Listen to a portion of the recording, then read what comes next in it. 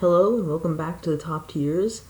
Today I'm doing something a little bit different. This is going to be the first real life video. This is an actual recording right now, and I'm just doing this because I want to show you guys how to make a character for Dungeons and Dragons 5th edition. Today, just as an example, I am making a human fighter. So watch along and you'll learn how to make a character. So first thing you want to do is pull up the page for whatever race you are playing. So today I'm playing human, so I pulled up the page for human on the website Roll20. So the first thing I look at is ability score increase. That's one of the benefits to picking a human. Each race has a benefit to picking it, and for humans, this is ability score increase. And each of my ability scores would increase by 1. So if you look, there's these little boxes on the side with strength, dexterity, constitution, intelligence, wisdom, and charisma written in them. The first thing that I like to do before rolling for stats, which I'll show you how to do as well, the first thing I like to do would be to mark down a small +1 next to each of these boxes, so I remember that I would have a +1 because I chose human. So if you can see that, right now, there's a little +1 next to each of the boxes. Next thing I look at is age, which is generally not too important until you decide to start making the character itself.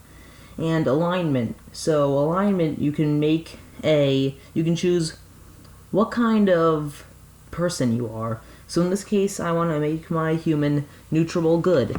So at the top of your page, right there, it would be alignment. So now I would write down neutral good. There you go. And I'd also fill in up there, race would be human. So that's also filled in. Some of this other stuff you won't have to fill in until you start wanting to make your character, such as character name, and class and level, I'll do in a minute. So next up, size is just generally giving you information on how large your character will be. Speed, my base walking speed as a human is 30, so in the box labeled speed, I'd write a 30. Languages, I can I can speak, read, and write common, and because I'm a human, I get to pick one extra language. So right now, in the other proficiencies and languages box at the bottom of the page, I'd write common, and I'm going to pick Elvish as my second language. So that is all the information for human filled out.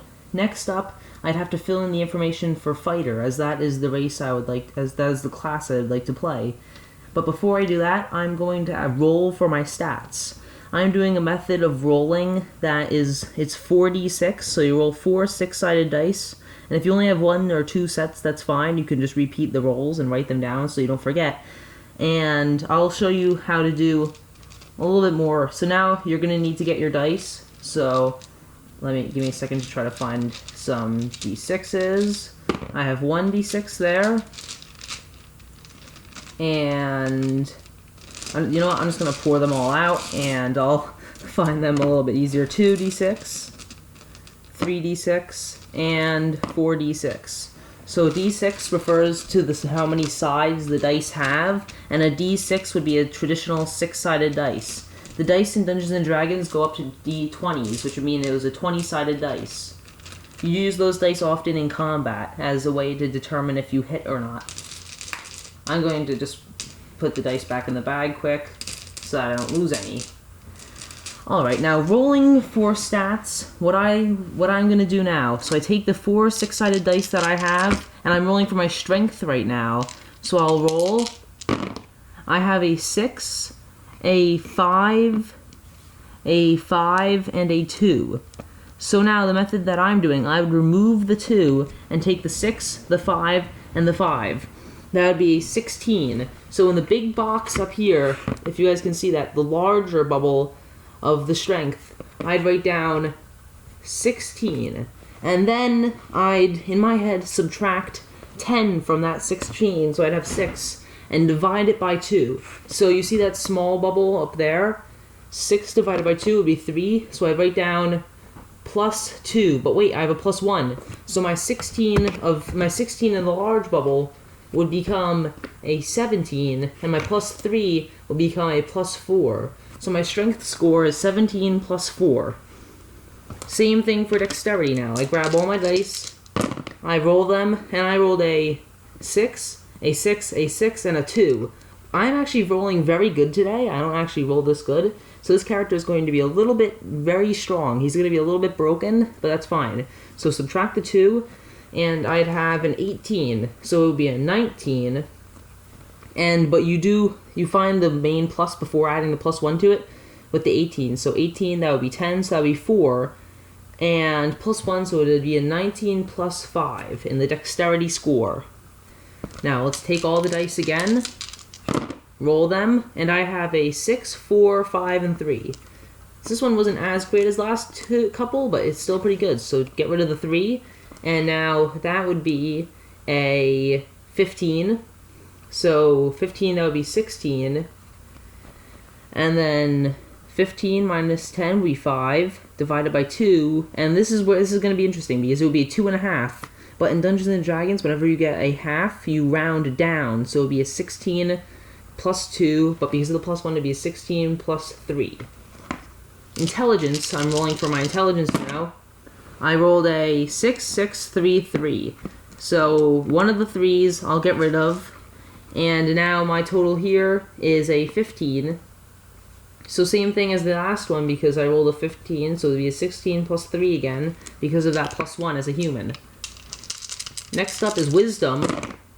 I rolled not so great on Wisdom, actually. I rolled 3, 3, 2, and 1, so I'd get rid of the 1, but this makes it only a 8, and plus 1 would be 9, so the 8 still, that would be a, let's do some math here for a second. That would be a negative 2 divided, so that would be a negative 1. But then plus 1, so that would be a plus 0. So it would be a 9 plus 0. Charisma score. I rolled a 5, a 5, a 4, and a 2. So get rid of the 2, keep the rest. That would be a 14, so a 15 in the big bubble. And then a plus 1, so yeah, it would be a 14, then I added the 1, so it's a 15. And then here, that would be a 4, so that would be a 2, so 15 plus 3. So now the rolling for stats is done. Those are your stats for your character, and you guys can see them along the side here filled in. My stats I rolled surprisingly good for, so he's going to be a pretty powerful character. But that's alright, I mean... Oh, and also now, because of dexterity, your dexterity is also your initiative. So my dexterity modifier is a plus 5. So I put a plus 5 in the initiative bubble. That is found right next to the speed bubble. So now let's go into the fighter let's go into the fighter page and see what kind of stuff fighters get. So right off the bat, it says my hit points, my hit dice is a D10. So that means you'd have to roll a 10-sided dice to determine how much health you're getting at higher levels. Each time you level up, you get more health. But at first level, it says 10 plus your Constitution modifier. So my Constitution modifier is 3. So now, in the current hit points bubble, I'd write down 13, and my hit point maximum, I'd write down a little bit smaller, 13. So my current hit points are 13, and my hit point maximum is 13. Don't worry about the temporary hit points bubble yet, or the death saves bubble. Those will be, you'll get explained what those are later on. And my hit dice, I'd put 1d10, so I remember what that is. Next up is going to be filling in my starting proficiencies. Now I look at these proficiencies that I have here, so what am I proficient with? And this is useful knowledge to have. It's not necessary for really creating a character. So I'll scroll down to starting equipment. And there's 4 bullet points. From each bullet point, I can choose one of the 2 options of things that I have here. So let's do some Googling quick because I didn't actually have this ready. I'm sorry, guys. Armor,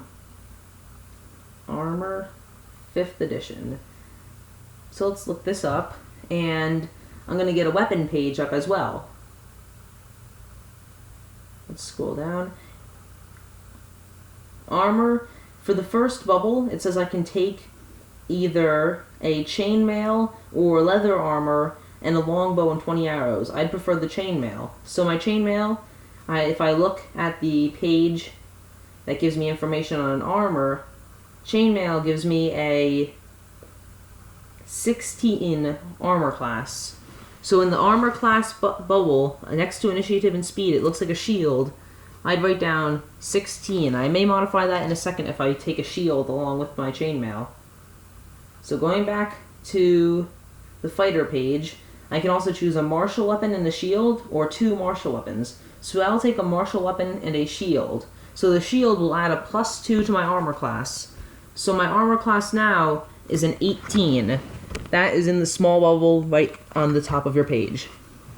Now a martial weapon.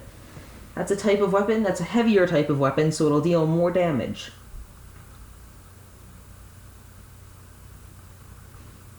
So let's Google weapons 5e, click on the website that I like, and I'll scroll down until I see martial weapons. So I get to choose a martial weapon now, and I think I would like to take I'll take a glaive, because why not? I'll take a glaive, and so now in equipment, I'll write down glaive, and I should also write down chain mail and shield. Write down the things you get in the equipment bubble that is at the bottom of your page. So now I'm going to write down glaive in this gray spot right up top here. It's going to be a little bit hard to see, but also glaive, damage, and type. So if I look at the glaive, it does 1d10 damage, and it says it's slashing. So I write that down in the bubble that says damage and type. My attack bonus is strength, so I'd have a +4 to attacks, which is a large number to add. Next up, I get a couple more things I can take. A light crossbow and 20 bolts, or 2 hand axes. I am going to take the light crossbow and 20 bolts. So right now I'd write down light crossbow in 2 places, the equipment and up top in the next gray box. So light CB, I'm just going to initiate it, and that would be, let's check quick, armor. That's a simple weapon. Let's go to weapons page. Light crossbow. And, alright, so it's a D8 damage. 1d8. And the damage type is piercing, so I'll initiate with a P. And a +4 to attacks as well. So now I have 2 weapons set up, and I'll also write down in the equipment page 20 bolts. So I know how much ammo I have at all times. I'd subtract that ammo as I use the bow. And now that is almost it. I get a Dungeoneer's pack or an Explorer's pack, both of which contain useful items and equipment, so I'll take Dungeoneer's pack.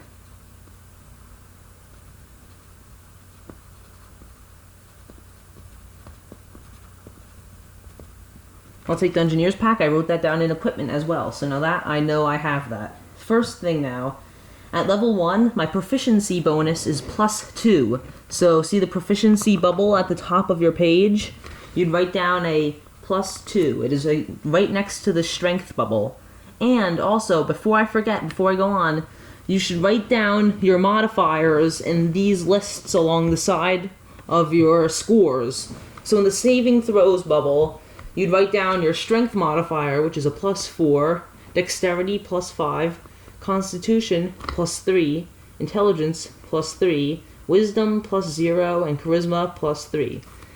Then in this bubble here, see, it'll say acrobatics, animal handling, arcana, so on and so forth, And next to each one, a little bit fainter, will be written what type of skill that is. So acrobatics is dexterity, so that'll be a +5. Animal handling is wisdom, so it'll be a +0. Arcana intelligence +3. Athletics strength +4. Deception charisma +3. And so on and so forth. So I'm going to fill this out quickly.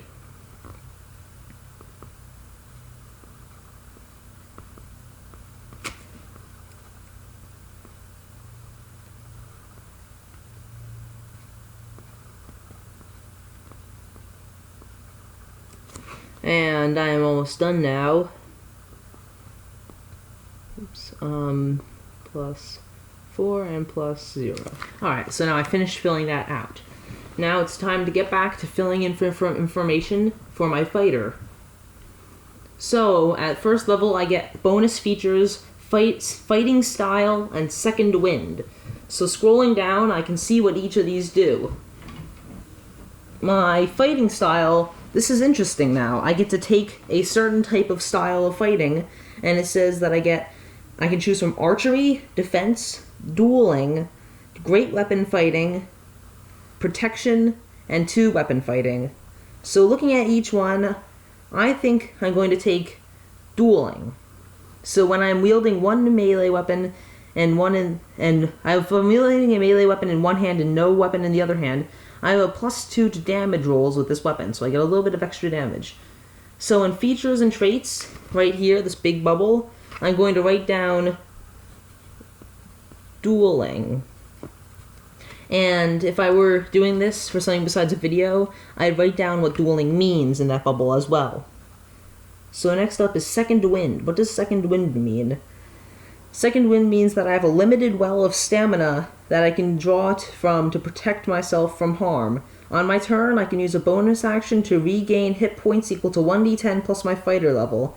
And once I use this feature, I gotta finish a short or long rest before you can use it again. So I'll write down second wind as well in the features and traits bubble.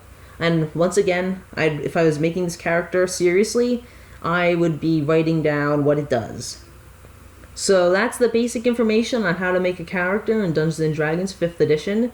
And just letting you know, there are multiple other ways to get determined stats. I just like rolling 4d6 and -1. So yeah, take that knowledge and make your character, have fun with it, and after you do all that information filled in, you get the fun part of making your character a name and putting down all the other fun information, like making a backstory, personality, things like that. So I hope you guys enjoyed this video. Don't forget to like and subscribe, and I'll see you here on the top tiers.